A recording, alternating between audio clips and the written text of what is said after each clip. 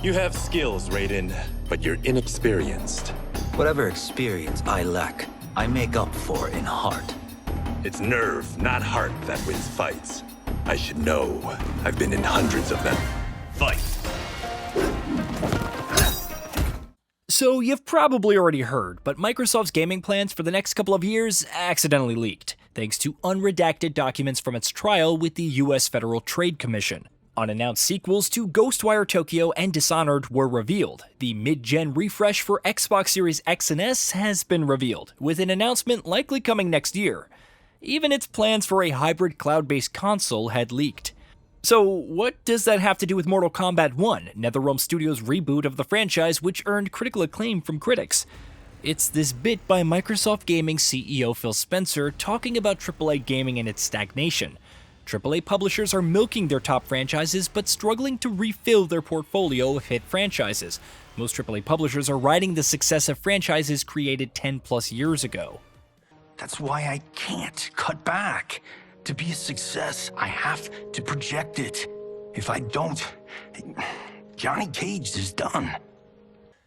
Spencer's solution? Using Game Pass to help publishers build towards a successful future. By providing a large player base they can monetize and potentially take more risks. May not be the best depending on who you ask. However, the initial analysis isn't too far off when examining ongoing major franchises like Mortal Kombat. Is it the worst thing? After all, the reboot has excellent visuals, a great story, even with its late twists and turns, and a solid combat system. Its netcode is solid, the roster is diverse and well designed, the cameo fighters slot in nicely, and there's finally a reason to care about each character's ending in classic towers.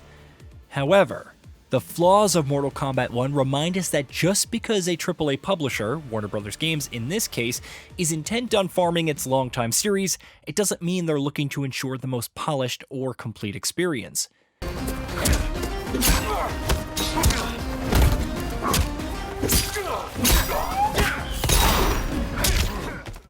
Since its release, players have reported all kinds of bugs, like the inputs for brutalities being wrong, which prompted NetherRealm to release a full list of the same for all playable characters, the frame data for many characters being incomplete or missing, and so on. Alright, there will be bugs in most any game, whether it's a massive RPG like Starfield or an indie game like Dave the Diver. They'll be resolved, eventually, and as long as the gameplay isn't severely comprised, things should be fine, right? However, one issue has emerged that severely affects the core gameplay. Fans will remember when Mortal Kombat 9 had a Player 1 advantage. If two players attacked simultaneously, Player 1's attacks would win out, except for a few moves. No trading, just a solid advantage in favor of Player 1. Mortal Kombat 1's issue, as discovered by YouTuber Mr. APCam, has more to do with combos. If you're in the Player 1 position and time them correctly, your combos will always land in full, regardless of which side you perform them or the stance. However, if you're in the Player 2 position, you'll notice some hits in a combo failing to connect. Some examples were showcased with Sub-Zero and Katana using Jax as a cameo fighter, and the same issues emerged. How many more fighters could this apply to? The real question is, which combos are adversely affected by this? Some of them? All of them? How does this affect interactions with cameo fighters? It's theorized that hits failing to connect relate to characters' hurtboxes when they're falling. The hitbox, which is your attack, may be correct, but if the opposing fighter's hurtbox has issues, they're at an advantage, however small it may seem. All because they're in the Player 1 position and you're not. The best of the worst of all this? It's applicable in online play as well. If you ever find yourself whiffing combos that may have otherwise landed and you don't know why, this is probably the reason. To say it's a catastrophic issue would be an understatement, since it effectively undermines the golden rule of any fighting game, that both players are on an even playing field. The game, as such, is rigged from the start. An investigation is in progress for this issue on WB Games' bug reporting portal for Mortal Kombat 1. It has a whopping 238 votes, and other players have been able to reproduce it. Whether the issue is due to a bug or a fundamental design flaw, there's a growing sentiment that Mortal Kombat 1 needed more time in the oven before shipping out. Go to the trending tab on the bug reporting portal and you'll see the topmost issues being crashes in Invasion, sound dropping, hitches and stuttering during gameplay, no progress on daily and weekly missions, online matches not connecting, crashes in towers, and so on. All are under investigation, some nearly approaching the 2-week mark and remaining unresolved. Player 1 Advantage hasn't even entered this tab despite blowing up so quickly. But hey, these are all just bugs, right? The full list is rapidly growing and it hasn't even been a month, but they'll be fixed eventually.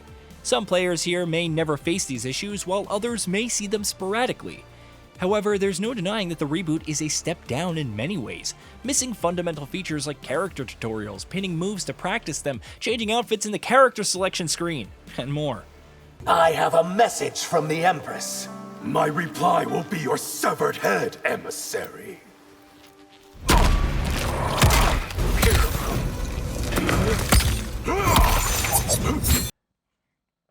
Invasion mode is also a letdown. It was never going to top Mortal Kombat 11's The Crypt, but annoying hazards, invaders with super armor, lackluster when not laughable survival challenges, and a lame conclusion make it feel underwhelming, despite some solid mechanics. You also have the 18-floor seasonal tower, which is immensely torturous and ends with a punishing test your might minigame with only one try.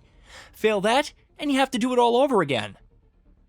All of this points to the entire game and not just a terrible Nintendo Switch port, which makes Mortal Kombat 11 on the same platform look like a current-gen game, requiring more time and polish to iron out its issues. As for why it wasn't delayed, there are several potential reasons, but the most obvious is likely because of Warner Bros. Games with Suicide Squad Kill the Justice League receiving a mixed reception and delayed to next year. It needs a win, and that too with the lucrative fall season. Whether delaying it to November would have helped remains unknown, but regardless, Mortal Kombat 1 needed more time to cook. If nothing else, look at the series co-creator and NetherRealm boss Ed Boon's comments regarding the Switch version to the BBC last week. While confirming that it would receive an update and that a number of the concerns of the issues that had come up will absolutely be addressed, he also said, "It would have been ideal for us to have released the version that we absolutely wanted, but anything that we're finding a problem with is on our list and is going to be fixed.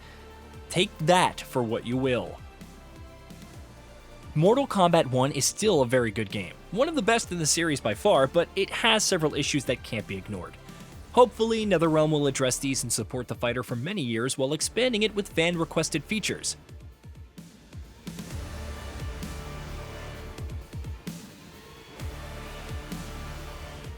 Hey, did you know that we at GamingBolt upload new videos every day? Stick around, drop a like, subscribe, and hit that bell, and let us know what kind of content you'd like to see in the future with a comment below.